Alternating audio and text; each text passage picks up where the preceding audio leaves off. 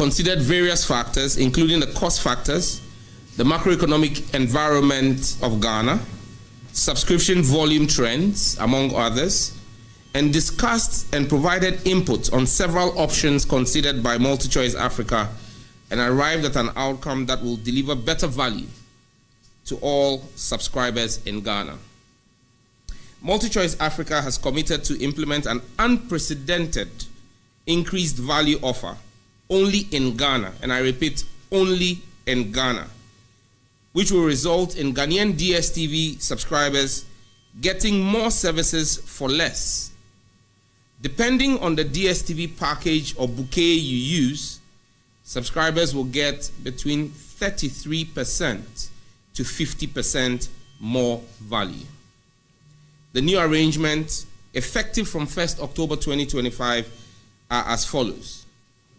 For those who are on the Paddy Bouquet subscription, you currently pay 59 Ghana cedis. When you pay 59 Ghana cedis, you get upgraded automatically to Access, which is valued at 99 Ghana cedis, and you get 35 more channels. This represents a 40% savings if you were to pay for the Access yourself. Second bouquet, Access, currently going at 99 Ghana cedi. If you retain your Access bouquet at 99 Ghana cedi, MultiChoice will bump you up to the family bouquet, which is currently priced at 190 Ghana cedis. You get 19 more channels.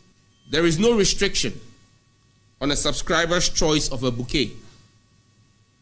The offer is available to both existing and new customers from 1st of October 2025. Well, my colleague Ken Ajasi was at that news conference. He joins me in the studio with more on this. Ken, a lot has been happening today. Let's start with how the committee will ensure there are no price hikes. Well, Fostina, so according to some judge, the committee, which came out with these findings, will meet every 3 months, that's quarterly, to review prices, whether they will go up or otherwise. The committee will reconvene in 3 months to evaluate the impact of this initiative. This will be an ongoing and periodic exercise. Fellow Ghanaians, I know that sounds familiar, right? The message today is simple. The government of His Excellency John Dramani Mahama is on your side, and MultiChoice is a responsible business operating in Ghana. Well, Ken, what are the benefits really for me as a subscriber? Well, so if you are a new subscriber, according to Minister Sam George, the new agreement with Canal Plus is that Ghanaians seeking to join DStv service will now pay half the cost of acquiring a decoder and dish kit. I want to commend them for their goodwill towards subscribers in Ghana, and the committee is of the view that this increased value offer addresses government's concerns, it reduces pressure on Ghanaian households, while ensuring the sustainability of the DStv service in Ghana. In addition, MultiChoice Africa will provide a 555 Ghana cedi subsidy for the Zappa decoder and dish kit. New customers will therefore be able to get the Zappa and dish kit at 50% of its current price. So yet another 50% discount for subscribers. Well, thank you so much, Kenneth. I know the government is moving to crush the booming black market in DStv decoders being smuggled from Nigeria. Tell us more about that. Well, so, due to the price hikes in DStv Ghana prices, most Ghanaians have resorted to using DStv in Nigeria. And some judge says this is affecting, obviously, the revenue that is supposed to come to the country. So government will clamp down on it and declare it illegal from now. The committee considered the issue of cross-border piracy of DStv decoders from Nigeria into Ghana, which has for years deprived the state of tax revenue. It's transferred jobs from Ghana to Nigeria, denied unsuspecting customers of good customer service, and is actively working towards the decline of the Ghanaian local content creation space. To address this, the committee has recommended the establishment of a working group with representation from the Ministry of Communication, Digital Technology and Innovation, the National Communications Authority, the Cybersecurity Authority, the Ghana Domain Name Registry, the National IT Agency, the Customs Division of the Ghana Revenue Authority, the Ghana Police Service, MultiChoice Africa, and MultiChoice Ghana. I will work with the heads of the above agencies to establish the working group in due course to comprehensively tackle this issue of cross-border piracy. Well, you heard the Communications Minister, Sam George. Well, let's broaden the conversation here on Top Story. Thankfully, he joins us live with more. It's been quite a day. You've been giving us updates as to the whole deal. But then, for our listeners wondering, you promised us outright reduction in prices. Now, what you're giving us is enhanced content, but the prices remain the same. Have you delivered on your promise? Good evening to our listeners. I expect that as a media house, before you put out a question, we will do some due diligence. The basis of your question is completely flawed, and so is that you yourself haven't followed the reportage properly. If you say that we promise price reductions and all we have given is value, or what? How did you put it? Or more channels, then clearly you are misleading the public. That's very unbecoming of a media house. You shouldn't mislead the public. We never said more channels. We said what you promised versus what you deliver is varied. You promised us price reduction. Now you're giving us enhanced content, but the prices remain the same. I am still paying the same amount for a compact package. I am still paying the same amount. The only thing that has changed is that you're giving me more value for that. Well, it's most unfortunate that that's the level of your understanding, my dear. Because if you were paying 865 cedis for premium, and that was giving you access to why people pay for different is because of the content. Nobody pays for DStv just because they like the name of the bouquet. They pay for it because of the content on that bouquet. And so if you were paying for premium, it's simply because you wanted to get Premier League and Champions League. Now today, with what we have announced, you no longer need to pay premium. You need to only pay 570 cedis for Compact Plus. And you will still get to watch Champions League and Premier League. So if you have to pay 570 today, as against what you used to pay 865 before you got it. My dear, basic mathematics, has there been a reduction or not? And for our listeners, really, they're wondering, how sustainable is this? What negotiation have you reached? Now you're shifting the goalpost. What negotiation have you reached? Can we finish, Mr. Sam George? I'll give you the opportunity to speak. Can you please allow me to land? You have established the point. You have established the point, Mr. Sam George. No, but you haven't made any points to that, because you made the point when I said at first that you were misleading the public. You said, no, that's not what it is. Now, do you accept that your presumption was wrong? Then we move on to the next thing. You don't leave it hanging. Because when you create the impression that there's been no price reduction, that's misleading the public. We're not creating the impression. Wait. A customer who was on Compact and could not watch live Premier League games, paying 380 Ghana cedis on Compact and could not watch live Premier League games, today can pay 190 Ghana cedis as for the family package and gets to watch live Premier League. That's a 50% reduction in what that person had to pay before he could watch live Premier League. So it's important that we educate our public right. As a premium subscriber, you announced today that all I get is the opportunity to be part of a raffle draw. How does that put money in my pocket? Well, at the end of the day, DStv does not have a package beyond premium. And so, for us, we have made sure that there was something more. But the question I will ask is, you are a premium subscriber. Again, it goes back to the fundamental point I made. I, Sam George, I am a premium subscriber. There's a reason why I subscribe for premium. I want to be able to watch live Premier League games and live Champions League games. If I was paying for Compact Plus, I wouldn't be able to watch Champions League games. I could only watch Premier League games. But on 1st of October, when I'm going to now renew my subscription that has expired for a while, I'm not going to pay 865 cedis because the reason I pay for premium is to watch Champions League and watch Premier League. And now, based on the negotiations we have done, I need to pay 570 cedis as a Compact Plus customer. So, wherein lies the basis of the question? If you want to still maintain your status as a premium customer, that is fair and square. But again, from what we have done and the analysis we've done with DStv, we know where the chunk of their subscribers are. And those are the people who are enjoying the 40%, 48%, and 50% reductions.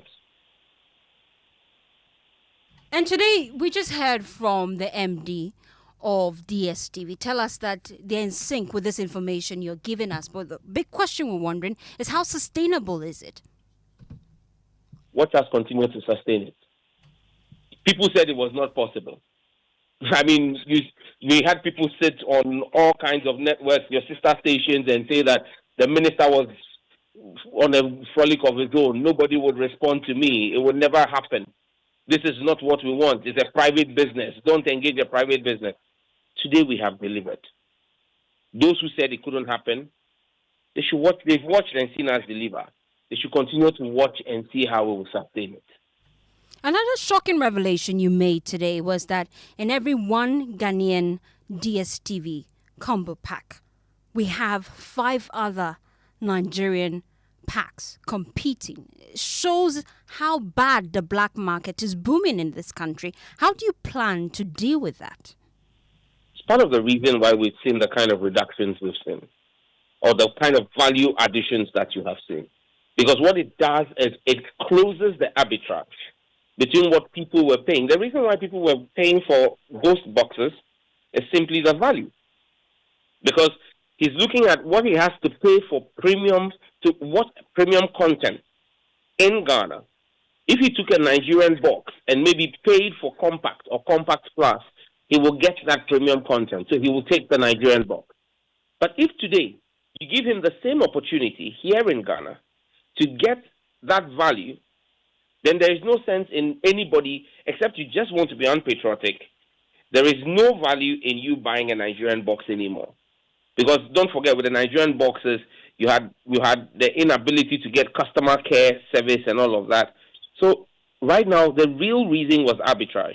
We've dealt this, and I'll be honest here, we've not eradicated the arbitrage 100%. However, we have dropped the arbitrage in some instances to about just from 100% to about 10%, wiped off 90% of the arbitrage, in some instances 80% of the arbitrage. I think that this is good enough place for us to start.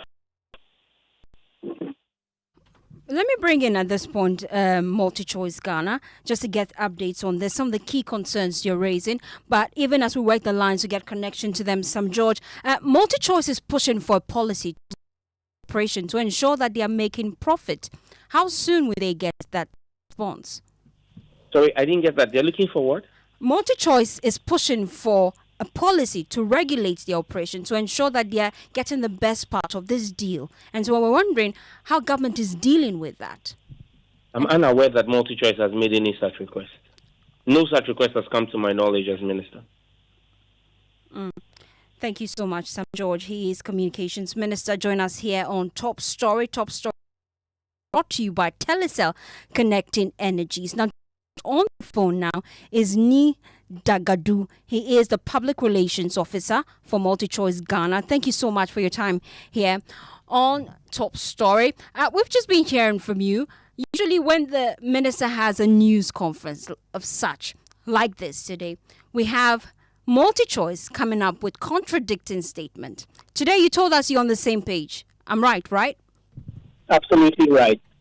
You had our CEO, our head of corporate affairs Africa, all present, and we had a joint statement was issued. So your assertion is absolutely correct. So I'm wondering, how did you reach a compromise, really? I'm just seeing the new prices, the value that you're giving us for existing prices, and I'm wondering how you came about the figure. If you remember, at the start of September, the minister set in motion a process to start discussions on this subject. And it's taken us some time. It took about 14 days. There was an extension of additional 7 days. And at the end of it, we are happy to announce, jointly with the ministry and the regulator, the current offer that brings our customers even more value than they could ever think of. Another key concern you're raising is about the black market and how it's booming. You want policy to regulate that sector, don't you? We believe in Ghana, and we think that it is absolutely wrong that you will be supporting another country against your mother country. And that's why, like the minister explained, we will work again to stem this tide. And then finally, just before I let you go, many are concerned that there's really no incentive to remain on the premium package. How do you defend that? The offer ranges between 30 and 50%. If you remember what the minister had asked for previously was a 30%, but currently we are bringing value in the range of 30 to 50%. So I'm wondering where this is not satisfactory.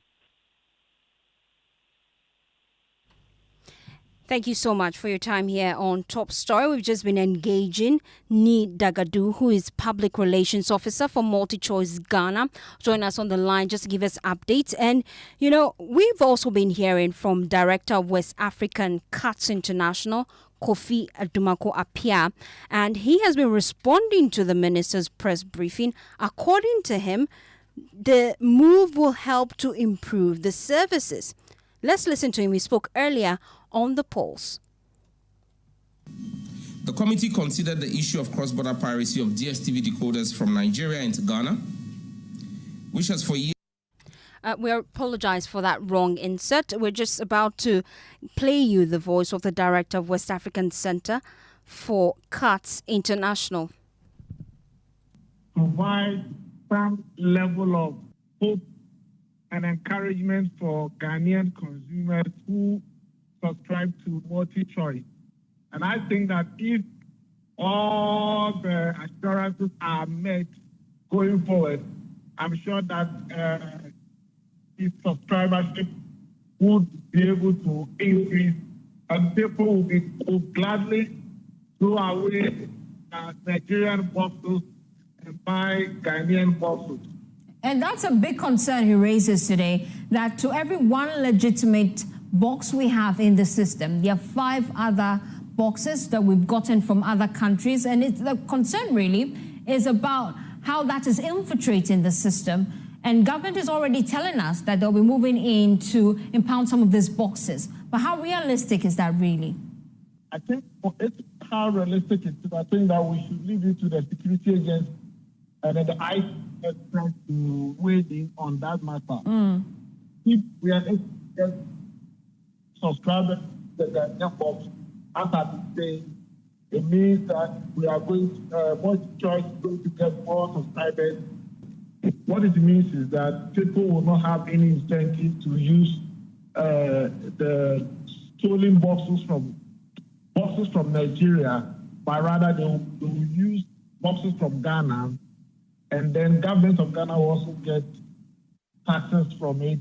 And as the minister said, government will be able to get those taxes to be able to build better roads and better bridges for Ghanaians to enjoy here. But to a large extent, it has to do with the willingness of the consumer, really. If I'm getting value for money in Ghana, but still the boxes from Nigeria and other countries are cheaper, I'm most likely to look elsewhere. You don't think so? And I think we cannot compare Ghanaian for Nigerian boxes. Okay. You know, Nigeria is a big market. And also, the taxes that we pay in Ghana is also higher than the taxes they pay in Nigeria. And so, even if the multi-choice charges were equal, trade tax charges were the same for Ghana and Nigeria, VAT, COVID-19 levy, communication service taxes would rather make how much we pay in Ghana to be significantly higher than what is paid in Nigeria. And so, of course, we also know that taxes is the subscriptions that we pay to live in a civilized society. So as we pay taxes, we expect that the taxes that we pay on our multi-choice subscription is used to also construct rules and enlighten our cities and communities for us. Well, we took to the streets just to find out your views about this new move by government in collaboration with DStv. And this is your response. Let's listen. Just some few channels is okay for us. So the prices is too much for us. I know they like ball, but sometimes I do watch some matches. So I wish to get DStv for my room inside. But I see the way that they talk, they complain against the price and those stuff there, make my mind go far. So if they feel make the DStv price come down, we already. Even though if you want to increase the number of channels and they don't have the money to pay the fee for the subscription, it will still come back to the same problem. So I think the reduction will be more important than the increasing of the channels. I think the price still needs to come down so that to make it easy access to everyone. A lot of people want to have access to it, but because of the price restrictions, they are not able to get access to that. So I think the price still needs to come down, regardless of the number of channels that are on it. Some of the channels, the movies, they keep repeating the movies like till like we don't enjoy it. Like we don't enjoy it. If the channel should be the same and then reduce the price too.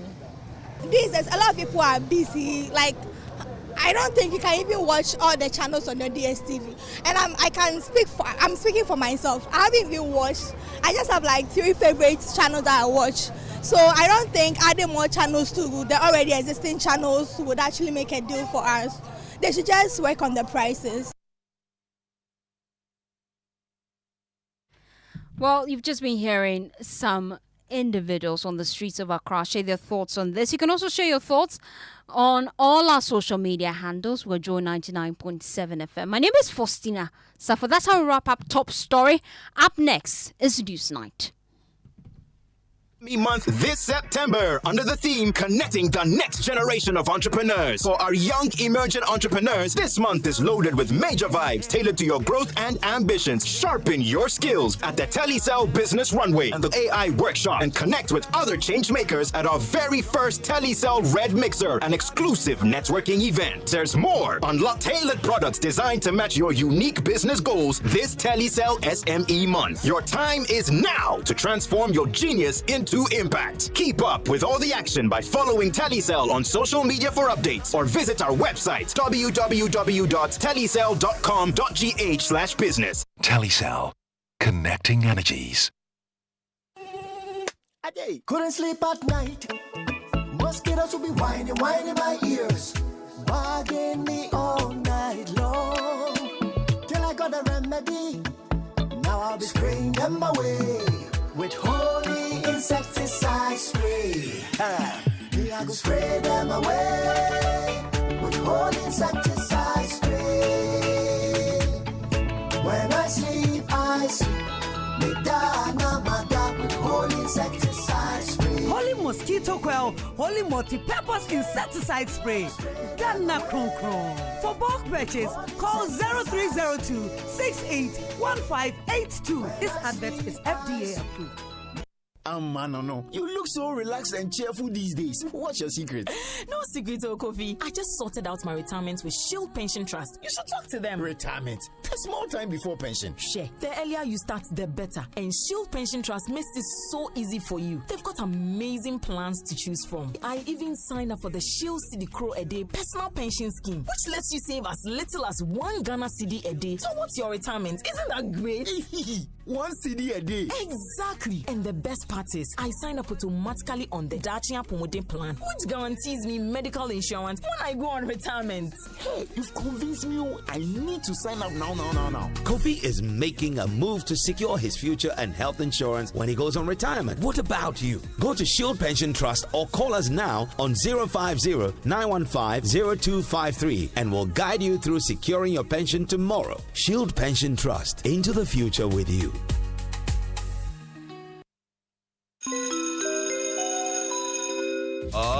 Announcing Ghana's first unlimited photocopier leasing. Yes, from just 983 Ghana cedis, you can lease a multifunctional photocopier and print unlimited. Yes, unlimited and free paper every month. Guess what? That's not all. Toners, repairs, and maintenance all are free. And oh, I'm not kidding at all. And we cover the whole country. Yes, the whole country. What are you waiting for? Just visit us at www.valexlease.com or call 0244 644048. I repeat, or call 0244 644048. Remember, terms and conditions apply. Valix Lease, affordable document management solutions. This is really good. Missing that real taste of Ghana? Your favorite kitchen is calling. Living Room Restaurant, famous for our mouth-watering authentic Ghanaian dishes, has a brand new home. We've moved. Find your favorite food now at our bigger, better spot on the Trinity Avenue, Baalishi, East Legon. It's the same incredible flavors, same warm Ghanaian hospitality, just a fresh new location, and now with live band on weekends. You could also book our lovely spaces for your private event at the same venue and enjoy the same great service. Visit us today at Trinity Avenue, Baalishi, East Legon. Living room, simply delicious.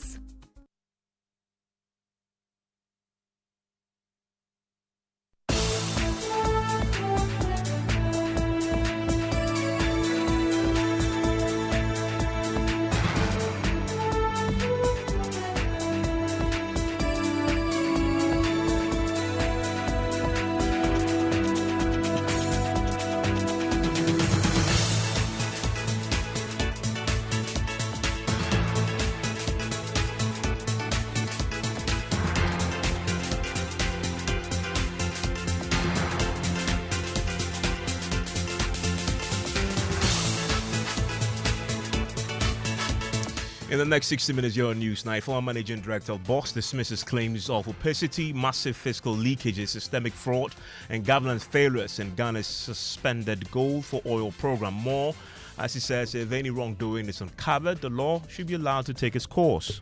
I think if there are untoward findings, the law should proceed. But the program was very transparent, from the Ministry of Energy all the way to we, Boss, as an agent for Bank of Ghana. I think we have been very transparent. Details as policy think tank Imani and other oversight bodies urge President Mahama and government to initiate a full-scale audit and prosecution of those implicated in a forensic assessment report. Also tonight, latest track and poll by Global Info Analytics puts Harun Adrisu ahead of Asidu Nketia and Julius Deborah's favorite candidates to lead the ruling NDC into the 2028 elections. We'll hear from the party, which is warning members to refrain from such discussions, instead keep their focus on the current president. We kill this conversation. No NDC member should engage in it. No party member should comment about it. We are grateful for it. We have details from the report, which also shows presidential aspirant Yao Osei Educhum is slowly losing supporters. Also coming up tonight, power theft and unpaid bills threaten Northern Electricity Distribution Company's survival. And these are things that we all need to brace ourselves and get our people to understand that without payment of the electricity bill, NEDCO cannot survive. We'll speak to the chairman of Parliamentary Select Committee on Mines and Energy. In business, Finance Minister Dr. Tufuoson promises to address concerns identified with the economy as he opens engagement with visiting IMF team. You want to stay with us for that? Plus Sports or here on News 90551111 and we start tonight with that analysis being done today by Imani Africa. Ghana's gold for oil program has been under scrutiny with allegations of opacities, fiscal leakages and governance failures. Former managing director of the Bulk Oil Storage and Transportation Company Limited, Edwin Provençal, has pushed back against these claims, stating that the program was implemented transparently. However, Imani Africa policy think tank has raised concerns based on international forensic assessment review. Speaking on Joy News, the former MD maintained that the initiative was carried out in a transparent manner. Maxwell Agbagba has more in this report. According to Imani, the multinational forensic review had authoritative data from the National Petroleum Authority, the Bulk Oil Storage and Transportation Company BOST, the Customs Division of the Ghana Revenue Authority. Imani says the assessment concludes that the program intended to stabilize foreign exchange reserves was compromised by systemic vulnerabilities that created deliberate corridors for revenue loss and potential illicit enrichment. It says key findings from the forensic review revealed the gold leg of the program operated without foundational contracts between the Bank of Ghana, BOG, and the Precious Minerals Marketing Company, PMMC. It concludes that these are not mere administrative lapses, but the product of a deliberate architecture of obfuscation designed to frustrate oversight, conceal leakage, and undermine accountability. A supplementary investigative brief highlights specific serious concerns regarding the conduct of former BOST officials and an allied company, suggesting they were central architects of a scheme that exploited the gold for oil program. It says evidence points to undisclosed offshore assets, potential trade-based money laundering, and breaches of fiduciary duties. Imani says the analysis found that while approximately 7.5 billion in import tax exemptions were lawfully granted, the absence of transparent reconciliation downstream has left the state exposed to revenue losses estimated at 7.2 billion cedis. Critical anomalies include 1. Missing documentation. The report says cargoes were imported without corresponding BOST receipts and products were received at national depots without subsequent customs declarations. It also states that the Gold for Oil program was exposed to high-risk corporate actors. It says all international suppliers selected for the Gold for Oil program were found to have serious due diligence concerns. These companies exhibit opaque ownership structures and have been flagged in international reports for connections to sanction-sensitive trading flows and money laundering networks in high-risk jurisdictions like Dubai, Cyprus, and Switzerland. Imani Africa and its associates are urging the President and Government of Ghana, the Ghana Revenue Authority, the Auditor General, and relevant law enforcement agencies to initiate a comprehensive forensic audit, a full vessel-by-vessel and ounce-by-ounce forensic audit to trace the entire chain of the Gold for Oil program, from petroleum importation to retail sale, and from gold procurements to final settlement. Imani wants governments to initiate clawbacks and prosecutions, recover lost revenues through retroactive tax assessments, and pursue criminal prosecution of culpable individuals and companies under anti-money laundering and procurement laws. It concludes by saying the Gold for Oil program has exposed Ghana to significant fiscal erosion and international reputational damage. Delay in enforcing accountability is complicity. It says the time for decisive action to recover lost revenues, restore institutional integrity, and hold the architects of this scheme to account is now. Let's now hear from the former managing director of the Bulk Oil Storage and Transportation Company, that's Edwin Provençal, who has brushed aside claims of fiscal leakages and governance lapses in the Gold for Oil program. The Youth for All initiative was run very transparently and according to corporate governance practice. And this can be found out from the findings of the audit report of BOS and Bank of Ghana. Maybe Imani has a hunch, or maybe I haven't seen their report talk about tax exemption on oil. There's no tax exemption on oil. The margins are put on by MPA. So when we import oil, MPA puts on the margins before it goes to the consumer. So I wonder where tax exemptions on oil came from. It really bogged my mind. On the alleged 7.2 billion leakage, BOS made a profit of 400 million Ghana cedis, as stated in their audited account. Bank of Ghana also reported some losses, attributing it to some forex and other losses. And it was stated clearly in Bank of Ghana's audited financial report. Unless these two reports are in doubt, those are the facts. On governance and transparency, Bank of Ghana appointed CBG as the collection bank. The same Bank of Ghana appointed another company as the collateral manager. And no product could have been lifted without the explicit approval of these two entities supervised by Bank of Ghana. Well, the report is also recommending that you be prosecuted. Do you agree to this? I think if there are untoward findings, the law should proceed. But the program was very transparent, from the Ministry of Energy all the way to we, BOS as an agent for Bank of Ghana. I think we have been very transparent.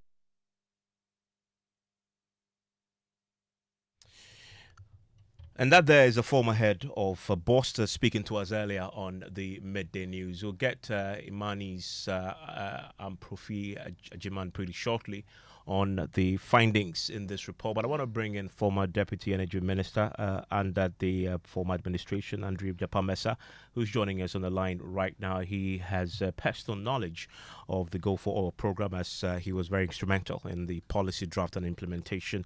Andy, my regards to you, and thanks for joining us here on Newsnight. First of all, give me your reaction to the findings as published today by Imani. Well, it's always a pleasure to be here, and let me say good evening to your cherished listeners. I was surprised with the press statement by my good friends at Money, especially the categorization of the Gold for Health program, the manner that just, something that is not in your best interest for our country. I think that what the Chief Executive of BOS said a while ago should be the basis for whatever conversation that we have. That if there were any wrongdoing attributable to anybody, the law should take its course. But thankfully, I have intercepted the forensic audit assessment, risk assessment itself. And I don't think that the attribution that the market makes, especially when it relates to the loss that the nation suffered in the region of South 2, is accurate. Okay, they alluded to some 1.2 billion annually being the loss that the nation has suffered. In fact, in their summary, they put the total loss, revenue loss at 7.2 billion. But that's what I'm saying, that the risk assessment document suggests a 1-2 billion per, that had accumulated. Gold for oil ran for only 2 years. And so, if assuming that figure itself is accurate, it does not amount to but of course, we support any call investigation. I am very clear in my mind, based on the reports that we've seen, based on the reports that we've seen from Bank of Ghana, that nothing untoward took place. If the money is calling for some audit to ascertain if indeed some wrongdoing are patient, it's something that I think we all should welcome. Let's look at some of the fundamental questions that this throws up. Let's stay on that revenue loss there. They attribute the losses to lack of transparency in reconciliation, although it says that 7.5 billion worth of import tax exemptions were lawfully granted. The absence of transparent reconciliation downstream then left to the losses that we saw there. First of all, was there indeed 7.5 billion cedis worth of tax exemptions granted under the Go for Oil program? I'm not sure. I haven't seen any official document that suggests that there was a loss of 7.2 billion. But did we grant tax exemptions worth 7.5 billion on the program? Well, if you listen to what the MP of Cost said, tax exemptions within the oil marketing value chain is really unknown to me.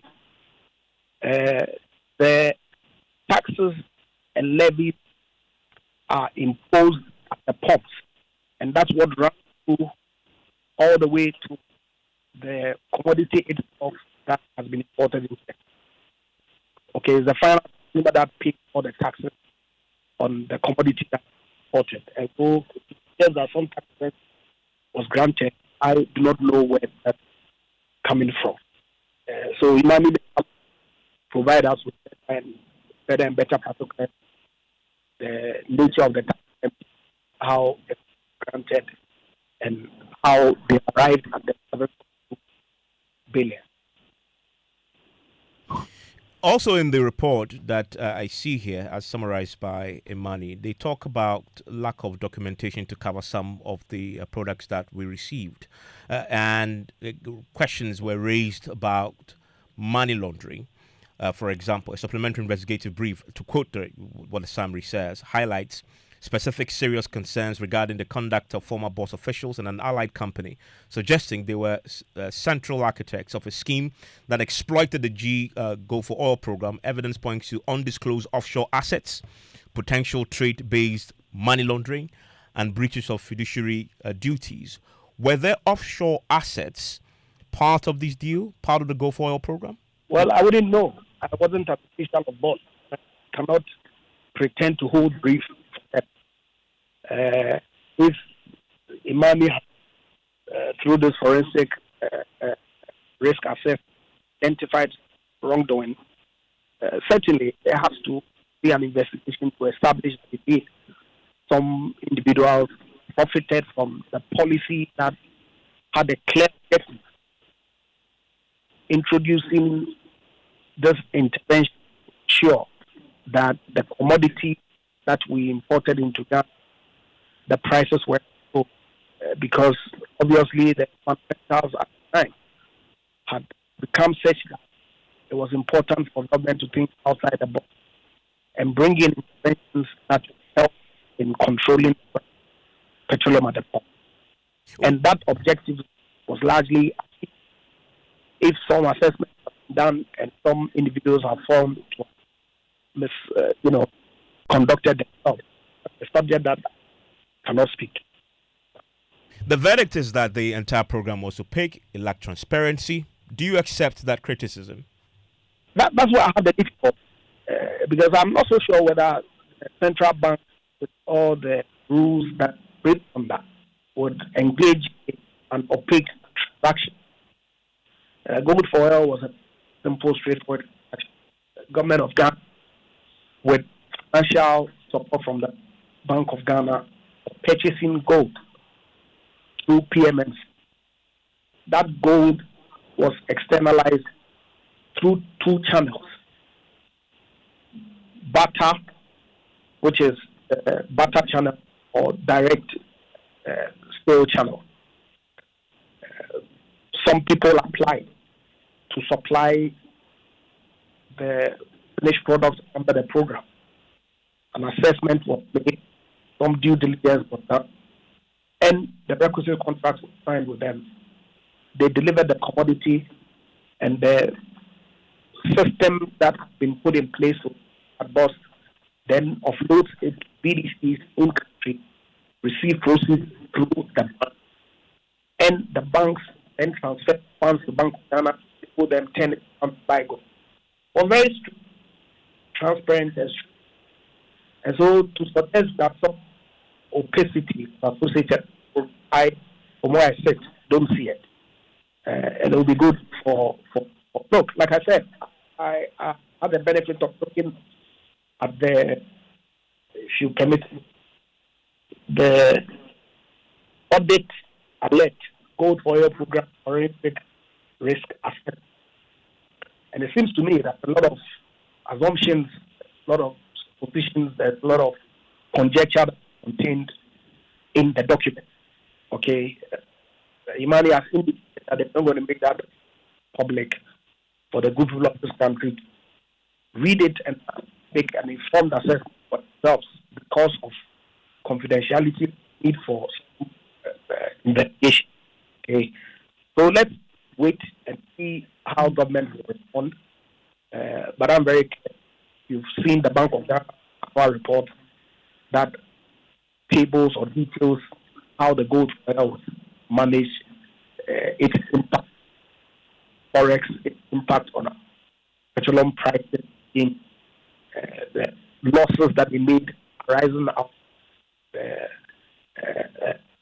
if like gold sale transactions. It's all been very open and transparent. We've seen Boss's own financial report. We are told that this year, after general meeting, management even were doctors in making the financials of Boss public because of the performance that they have been able to achieve. So let's see. Like I said, we are open for accountability.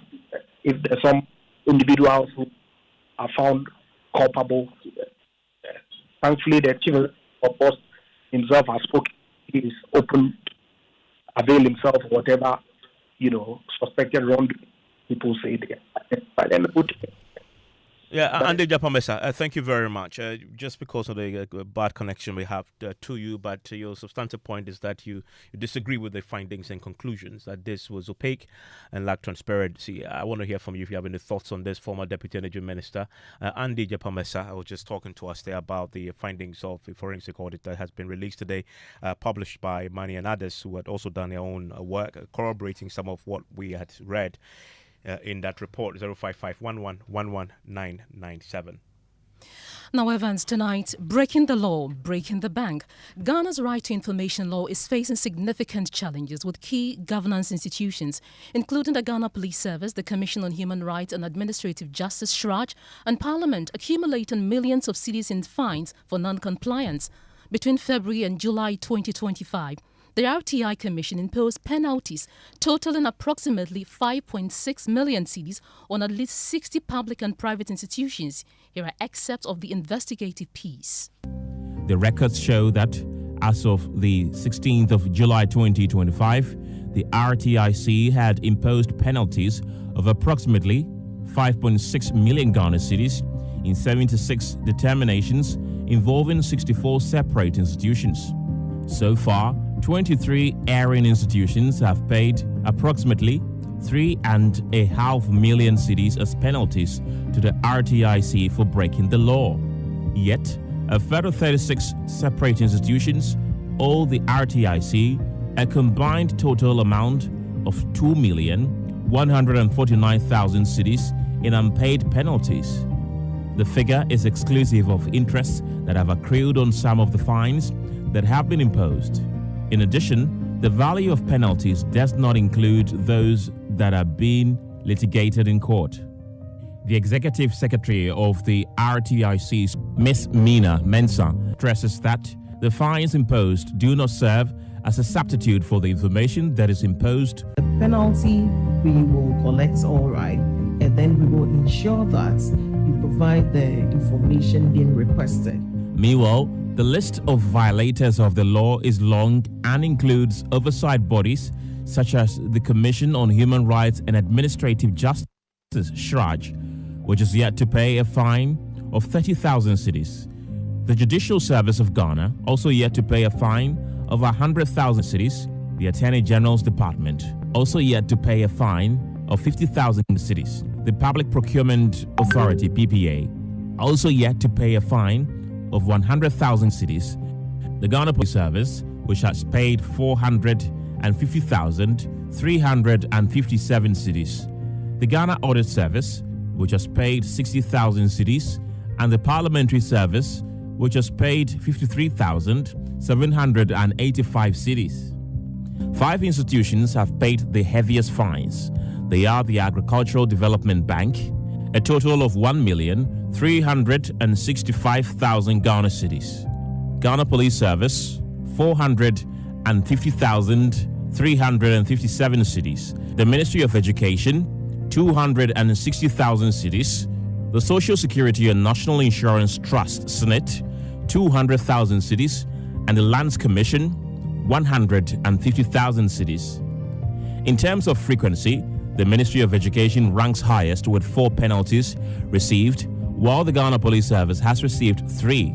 10 other institutions have suffered 2 penalties each. They include the Ghana Education Service, the Judicial Service, the Lands Commission, Public Procurement Authority, the Ministry of Energy, and the Urban Roads Department. What is worse, state institutions have been using taxpayers' funds to pay for fines imposed on them by the RTIC. Private legal practitioner Zakaria Tanko Musa believes there is need to reconsider the penalty regime. The fines are being imposed.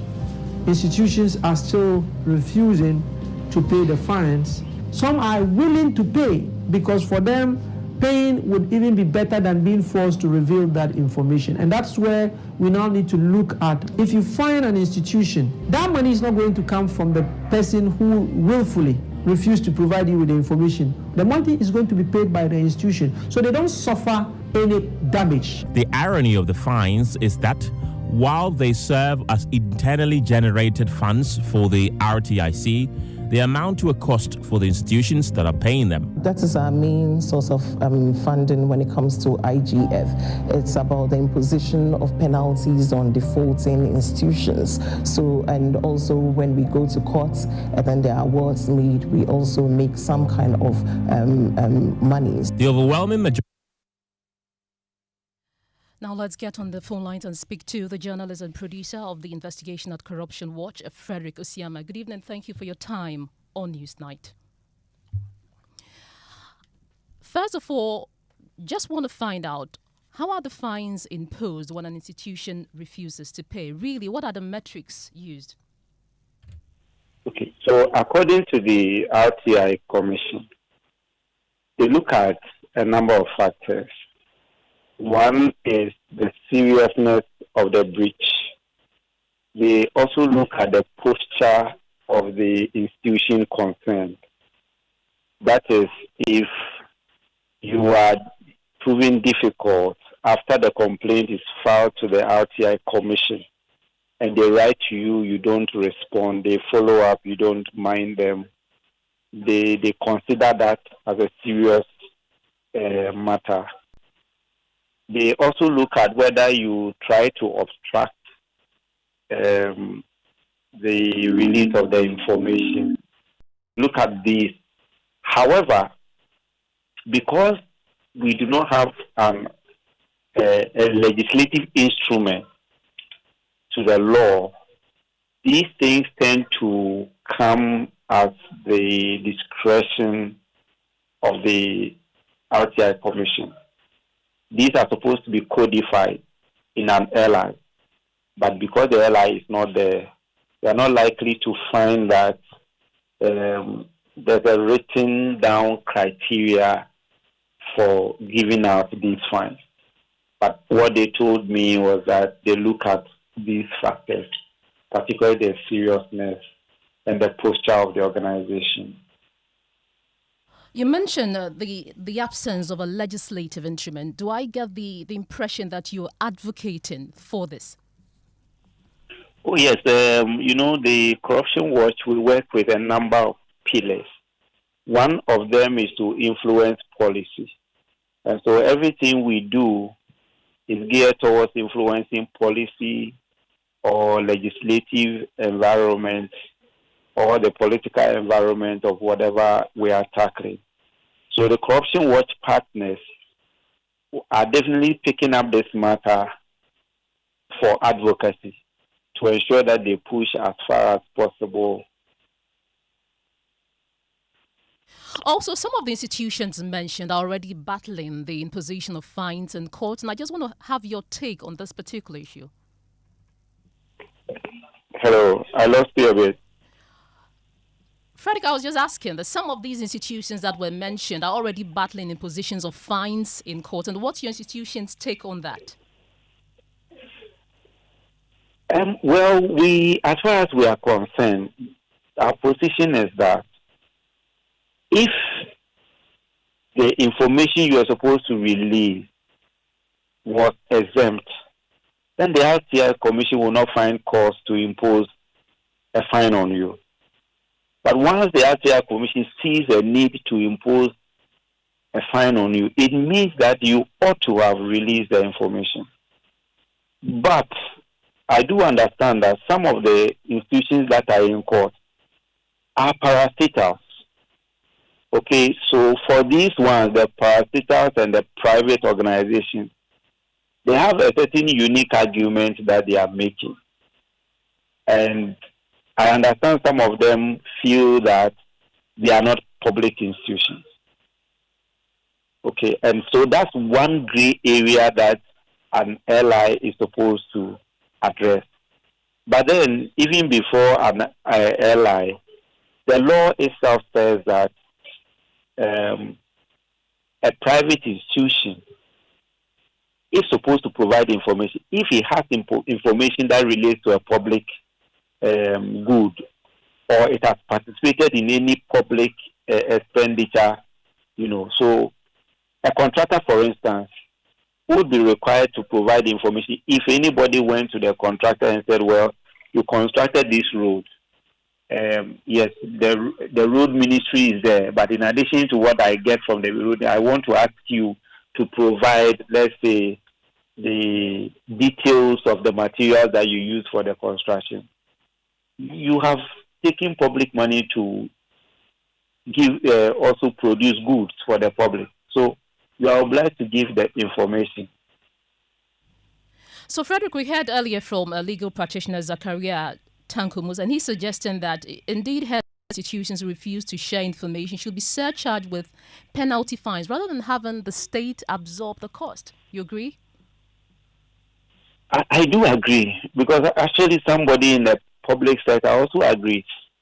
If you speak to a number of people, they all think that some of the infractions by the public institution appears to be deliberate.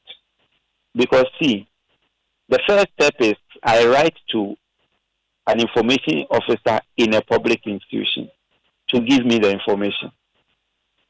It is, you can expect that before that information goes out, the head of institution would have been aware that such information is being sent out by the information officer. So if they refuse, it also supposes that the head of institution obviously has knowledge of why they refuse to give the information. But the law still gives them a chance to correct the mistake they did in the first instance. So the law says that I should go back to that same institution and appeal to the head of institution, who will then have 15 days within which to give me the information or to make a decision. If that same head of institution continues to refuse or endorses the refusal of the information officer, and it gets to the level of the RTI Commission, and the Commission says, you are wrong, you should have produced the information, so go ahead and produce it. And they still say, well, we will not. You can fine us anyway, we'll pay the fine, and we will still not release the information. It presupposes that they are being deliberate. Therefore, if they were surcharged, they will feel the punishment personally. The leaders will feel the punishment personally. And this morning, the lady from CHRI was saying that the police refused to give them some information. And then at the end of the day, they gave part, and having given the rest of it, even though the RTI Commission has imposed a fine on the police service, up to now, they still don't have part of the information that they requested. So you would want to believe that maybe they are deliberately keeping the information away from the person. Frederick Asiama, thank you so much for your time. And he's an investigative journalist, Evans, with Corruption Watch. And Corruption Watch investigation was an initiative of the Ghana Center for Democratic Development, CDD Ghana, in partnership with Transparency International Ghana, the Ghana Anti-Corruption Coalition, the Africa Center for International Law and Accountability, and media partners, of course, Joy FM, Adom FM, and the project is supported by the European Union. Still ahead here on Newsnight, Ghana Water Company Limited summons over 100 customers over illegal connections and meter bypass across Accra as the water company retrieves over 4 million cedis lost revenue in 6 weeks. George Affe is joining me right now with business. Hello, George. Well, hi, Evans. And coming up in business, Finance Minister Dr. Tuforson promises to address concerns identified with the economy as he opens engagement with the visiting IMF team. Government moves to check cross-border piracy of DStv decoder service from Nigeria to Ghana as Communications Minister reveals several taxes are being lost to state as well as jobs. The business news on Newsnight is brought to you by MTN Business. Welcome to the new world of business. Kingdom Books and Stationery, your number one stop shop for all your office essentials, Synthesis tanks and Pepsodent, Herbal and Charcoal. Ah, Ma, have you received the delivery? Sis, yeah, the riders bay. Send in the momo. Okay, *170. Ah, power. Don't you use a smartphone? Use a momo app, ne? Huh? Abba app. Hey, I want to say a millennium, say millennial. Inim. Oh, millennium for ya nyaze. Switch to the app. Oh, you're smart. And oh, you're secure. Enter a world of possibilities with the Momo app. Pay your favorite merchant, pay utility bills, and borrow from our wide range of lending services. Move to the app side today. MTN. Son, we are so proud of you for setting up this hospital. I really love those hospital beds and waiting chairs. By the way, did you import them? No, Dad, I didn't. I actually got them from Kingdom Books and Stationery right here in Ghana. Wow. We also bought our office supplies, safes, executive desks and chairs from Kingdom, and they gave us expert advice on how to set up our office. Guys, that makes 3 of us. I also got our sofa and bedroom sets, plus our dining hall furniture for our new home from Kingdom. Wow, Mom, that makes 4 of us. I usually get my stationery items from Kingdom. And my teacher also mentioned that our classroom furniture was provided by Kingdom. So there you have it. Whenever you're thinking about setting up an office or acquiring furniture for your home, etc., Kingdom Books and Stationery should be your first port of call. With over 40 years experience in the industry, we stock and supply a wide variety of globally sourced office and home furniture, stationery and equipment. Visit our head office, Takweje, Osu near the Osu Cemetery, Temania Community 4, Takoradi opposite Vijay Mays Plaza, Cape Coast University Bookshop, Spintex Road near Absa Bank, Atomic Center Point Mall, Winneba University Campus, KNUST, the University Bookshop, and Santasi in Kumasi. You can also visit our shop online, www.kingdomstoreonline.com. Hurry while stock lasts. For further inquiries, contact us on 050-162-0810 or 0302-764-101. Email info@kingdomgh.com. Kingdom Books and Stationery Limited, where quality and affordability is assured. Terms and conditions apply. At Star Oil, we believe fuel is not just a commodity, it is a lifeline. Every cedi saved at the pump is a cedi that helps a mother send her child to school, a farmer transports food to the market, or a young entrepreneur deliver their first order. Our mission is to make fuel more accessible by offering consistently competitive prices, helping ease the financial burden on Ghanaian households. In a country where transportation costs can consume nearly a third of household income, this is not just business. It's a social responsibility. Star Oil, still quality and affordable fuels for all. Are you clapping? Are you giving God the glory? Hallelujah! Every day you wake up shouting, my business is not moving. Customers are not coming. But look, my brother, my sister, who are you deceiving? Have you smiled today? Do you have the confidence to smile? Your face alone is chasing people away. Yeah! We all know that the problem is not a spiritual problem. The problem is a dental problem. She was saying, use Pepsodent charcoal toothpaste to remove yellow. Somebody shout amen. Craft your smile with Pepsodent charcoal. It removes stains and whitens teeth. This advert is FDA approved.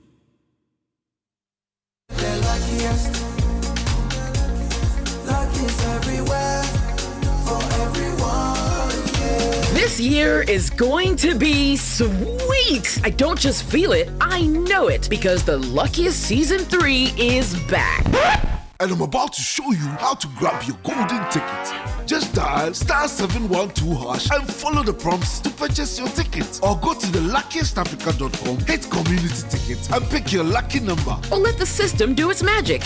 Choose how much you want to spend from 1 to 5,000 Ghana cedis. You can even buy a ticket for someone else. Be someone's hero. Payment? Easy. Mobile money in Ghana or card if you're international. One ticket can turn 1 CD into 500 times more. That's maths we love. Or your community will win 10 times more. So let's get lucky together because luck is everywhere. Hey, dear Yamsa. And you stay soft concentrate fabric softener. I was such it move. You're sending this say, but you hear my tina watch it. New units now watch it. No, be a baby, someone some demon in us say, dear Yamsa. For quiet, yes, sim beer association Ontario. Use Stay Soft and you hear it now watch it. Nani boss to tap from cry. A fabric softener. And you near say, sir. Choose to Stay Soft. No who's so say, no. FDID a dreading crack to yatu.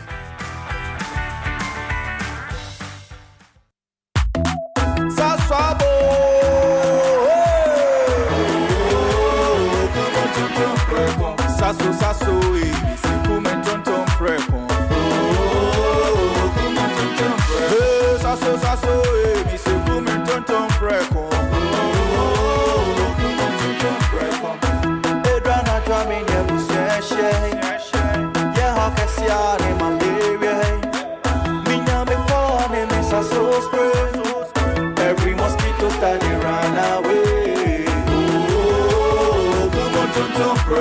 Sasso, mi se come tonton preko. Sasso, kum tonton preko. Na ni sham ne die e demonstronko. This advert is FDA approved. Welcome back to Business on Newsnight. Now, Finance Minister Dr. Tuforson has given the firm assurance that the government will work hard to address all the concerns identified by the IMF on Ghana's economy.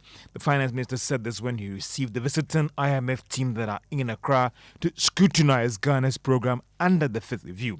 The Finance Minister was confident of a successful meeting and review based on the work that government has done over the past month. Dr. Forson disclosed this in the post on X today.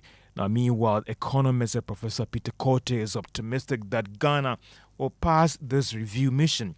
This should lead to the release of some $360 million before the end of next month. Professor Korte was, however, worried about the country's situation when it comes to revenue mobilization. Our challenge with revenue mobilization continues to haunt us. We have not been able to raise revenue to the levels as you find in some peer countries. Revenue GDP or ratio is quite low. We've not been able to hit 20-25% as you find in other countries. So that certainly is that need to reduce human interface. They need to promote more of digital technology for revenue mobilization. They need to inject efficiency in tax administration, in revenue collection. They need to ensure value for money as well in terms of how much we spend and how efficiently we spend the limited resources we have. Continues to be a major problem. Once we address this and also change the structure of our economy, we have not transformed our economy from the Gothisbeck economy that we inherited. We still continue to use the hoe and the cutlass. We still have less of irrigated agriculture. We still continue to have less value addition in terms of processing. Professor Peter Korte is an economist sharing his views on the visiting IMF team that are in town. Now, the mission is actually led by Dr. Robin Atoyan, and he's actually leading the mission to Ghana for this 10 day engagement on reviewing Ghana's fifth mission program. The government has announced that it is working to establish a committee with representatives from several regulatory agencies to help check cross-border piracy of DStv decoders from Nigeria to Ghana. Communications Minister Sam George disclosed this at a news conference in Accra to update the public on issues with DStv pricing in Ghana. He said government is committed to taking some actions to save jobs in Ghana. Meanwhile, the ministers also assured that proposals are being put forward to see how they can address some of the concerns raised by the company. The last time I spoke, there was no DStv in the room. You have the MD who's flown in with her team. You have the chairman here. But maybe out of the abundance of caution, Fulu, do you agree with everything we've said? Yes or no? Yes. So you will treat any statement that comes out with the contempt that it deserves, because the CEO says that this statement suffices for them. Good. Richmond, further reduction from Canal Plus. Some shareholder transition of MultiChoice last week Monday. I believe that Canal Plus is going to settle in and bring out what their roadmap for the Africa business is. When we get there, we will engage them. If there's opportunities there for better value, we definitely will engage them. But we're grateful for what we have achieved today. We set out to engage with MultiChoice to achieve some kind of reprieve for the Ghanaian subscribers. They have given over and beyond what we requested, and we're grateful for that. And that was Communications Minister Sam George saying the proposals put forward today at the news conference has the full backing of MultiChoice Ghana operators of the DStv network. Now, the Ghana Tourism Authority has described the more than $15 billion in expenditure by international visitors as signs of growing interest in the country. It follows new data from the Ghana Fiscal Service that show that the country earned more than $15 billion from international visitors that came to Ghana from the fourth quarter of 2022 to the third quarter of 2023. Let's hear from Gilbert Abekwagri. He's the Deputy Chief Executive of the Ghana Tourism Authority. For me, it's an exciting news, but we as government agency responsible for marketing, promotion, and regulation of tourism, we are not surprised because it is intentional. If you look at the trajectory from 2019 till date, you can see the growth or the steady growth in volumes as in rival visitors of inbound tourists, and then the consistency in the marketing promotion of Destination Ghana in the diaspora market. So it's a reflection of the work that government is doing as far as promoting Destination Ghana is concerned. Gilbert Abeku Agre is the Deputy Chief Executive of the Ghana Tourism Authority. In a move to boost women's confidence behind the wheel, Vivo Ghana has launched the Shell Flex campaign. The initiative offers hands-on training in car maintenance, lubrication, and safety, as well as targeted at women from the various sectors of the economy. Now, speaking at the launch, Managing Director, that's Christian Lee, said that the program is aimed at promoting self-reliance and improve road safety by equipping more women with technical know-how. They are the foundation of all we do. They remind us that safety is not optional, excellence is not negotiable, and respect and care must define every engagement with the people, customers, and communities. Shell Fix embodies this spirit. It is our way of saying, we see you, we respect and care for you. We believe in your potential because when women get skills, communities thrive. When women are empowered, societies are strengthened. You will all agree that if we give a woman the tools, she will build the future. Managing Director of Vivo Energy Ghana, Christian Lee. Now, Telecel Ghana has organized this Telecel Business Runway initiative that is aimed at equipping small and medium-sized enterprises with tools and guidance needed to thrive in the country's business environment. Now, speaking to the Media Director of Enterprise Business at Telecel Ghana Tower, Bolaren Nokunda, the company is committed to actually supporting small businesses to grow and expand their scope. There's certain things that young people feel is too administratively cumbersome, and so the finance part was a part that they felt very frustrated around. We found out that actually they feel frustrated around registering their business. If we put a program together, what would they want to learn? Obviously, they want to learn about how to promote their business, how to use digital media to promote their business. All of the programs that we've run through the course of this month is around that insight for what they wanted to see. We did an AI workshop as well, also around what they wanted to see, the tools that they need in order for them to actually be able to run their businesses more efficiently today. So this month is all about how they told us they wanted this month to be run. Director of Enterprise Business at Telestar Ghana, Tawa Bolarin, and that's all for business on Newsnight. And if you were shareholder of GCB Bank, today was up by 7 pesos to close at 14 Ghana cedis, 10 pesos. And that's all for business on Newsnight. And George, thank you very much. I'll be sharing your thoughts coming through on our WhatsApp console with the rest of the world pretty shortly. Well, Ghana Water Company Limited is cracking down on customers engaging in illegal water connections and other offences, with over 100 customers summoned as part of a 6-week revenue mobilization exercise in the Greater Accra region. Now, this move aims to address the significant challenge of commercial water losses, which hit 52% in December 2024. Together with technical losses, the company has been grappling with substantial revenue losses due to illegal connections, with nearly 1,500 cases uncovered across 12 operational districts between late 2024 and early 2025. Here's acting managing director of the company, Adam Mutawakilu.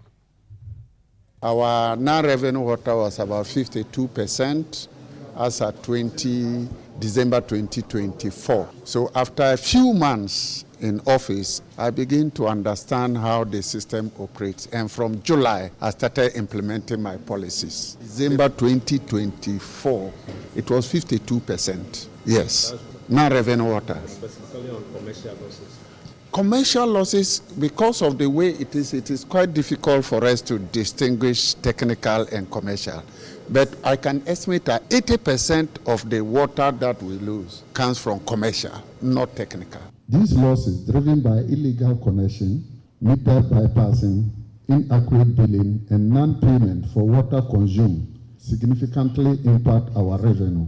This not only threatens our financial sustainability, but also hampers our ability to expand water infrastructure to underserved communities, maintain and upgrade aging network, and ensure consistent supply of safe and affordable water to all Ghanaians. And joining me in the studio now is my colleague James Aveji, and he was a high-level stakeholder engagement where these revelations were made. James, we're told that a revenue assurance team has been formed to investigate the losses. What are the findings? Well, Pearl, so the problem is bigger than illegal connection, as we've known this while. What we are being told now is that even people who get official water meters from the Ghana Water Company sometimes bypass these meters. In other cases, some people take domestic meters and use them for commercial basis. Some people take some level of commercial meters and use them for other activities, which at the end of the day bring some losses to the GWCL.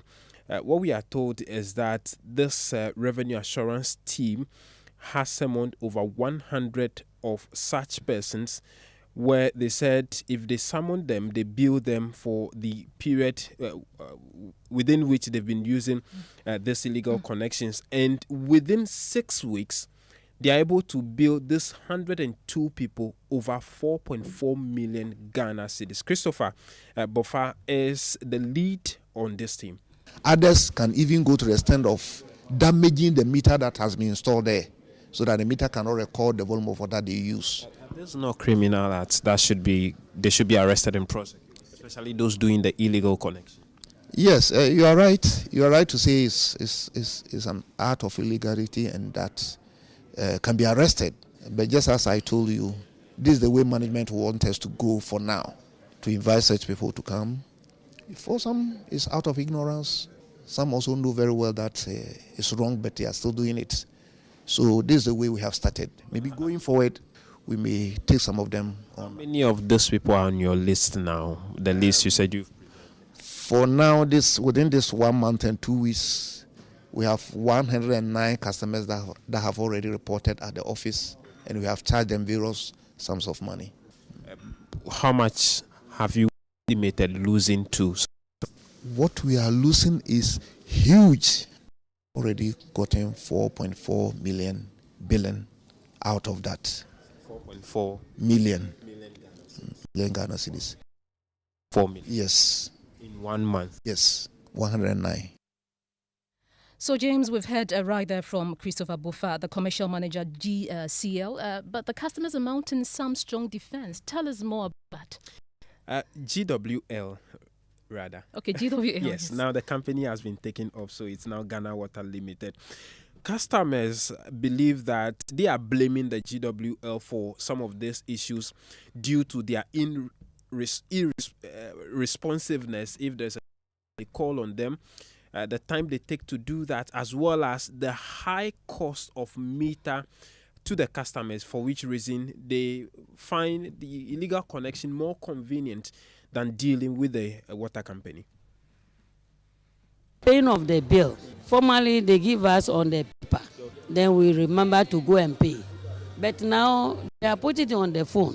And it is not everybody that have those digital phone. So paying of the bill will be difficult for them. So in my opinion, if it will be better, they should rather maintain the paper so that the moment they bring you the paper, you know that you are going to pay your bill. It will alert you. But putting on the phone will not solve the problem. You call Ghana Water, you need water. Let's be seated. They are sitting down there, they are not coming to the board to come and serve the customer. The customer need a thing. Any hungry person will find a food to eat. So if the Ghana company want to take away the illegal connection, they need to empower themselves to be efficiencies. 2, they need to make a system of distributing the meters if it is free, or they distribute the payment of the meter payment, on the bill. So that, for instance, if my bill is every month 10 cedis, I pay meter bill 1 cedi. So by 6 months, 1 year, I'm done paying with my meter. I have my meter. But if you don't give me meter, the installation from the onset should be free. It should be free. If it is not be free, Grandpa, disbursement way, so that at least you give me a period of 1 year to pay for the meter. You end up getting more money, and then there will not be illegal connections. And that there some voices there from that stakeholder consultations led by the Ghana Water Company. And I want to bring in my colleague now who has the very latest from the world of sports. And yes, earlier today, the Minister for Sports and Recreation, Kofi Adams, says that no individual is bigger than boxing, and he has inaugurated a 9-member committee as interim management committee for boxing, despite opposition from stakeholders. As a sector minister, I have every reason to be worried. But I also believe that enough is enough. We cannot sit idle by while the sport we love deteriorates. Ghana boxing is bigger than any individual.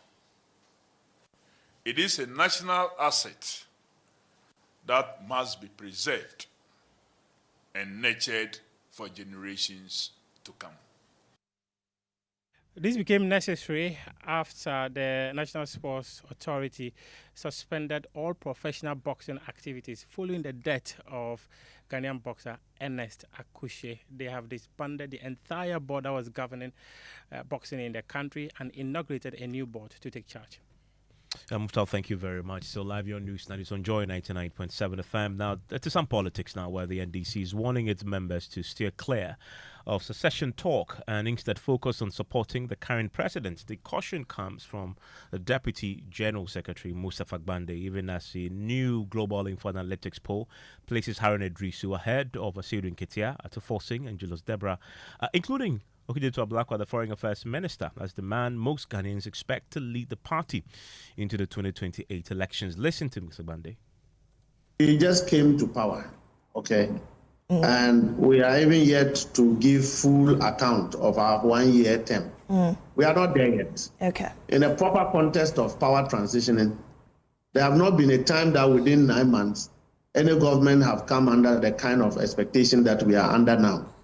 And so our trump card will be our performance. If we fail, my sister, you are not a politician. We can go and bring Jesus Christ to come and lead the party. We'll go to opposition.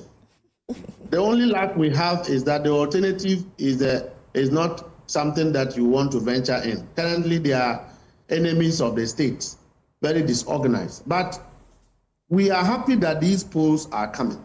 Not two ways about it. But I'm saying that this is not a time to engage in that conversation. So Haruna is leading. What's the margin? My colleague joins me in the studio with more on this, Caleb.